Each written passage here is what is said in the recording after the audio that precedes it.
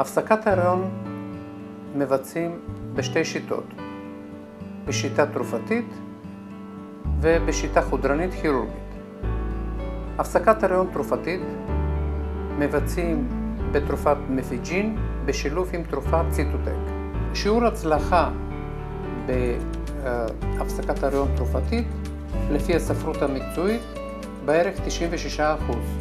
התוויה על פי הפרוטוקול הרשום בארץ, הפסקת ההיריון ניתנת לבצע עד 49 יום מהיום הראשון של הווסת האחרון, כלומר שבוע 7 להריונה. גיל האישה אינו מוגבל לביצוע הפסקת ההיריון תרופתית.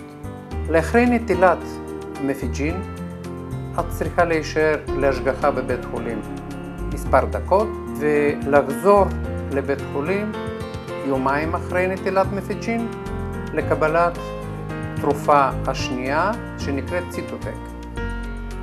אחרי נטילת ציטוטק את חייבת להישאר במסגרת בית חולים בערך 4 שעות, ובמידה שאת חשה התכווצויות או כאבים את יכולה לקבל כנגד כאבים אקמול או אופטלגין, ואת צריכה לדעת שהדימום אחרי נטילת ציטוטק יכול להימשך בין 13 ל-16 יום, במקרים נדירים עד 60 יום מיום הנטילת ציטוטק. במידה שמופיעים דימומים חזקים, את צריכה לפנות דחוף לרופא, להיבדק ולחזור לבדיקה נוספת לאחרי 2 עד 3 שבועות.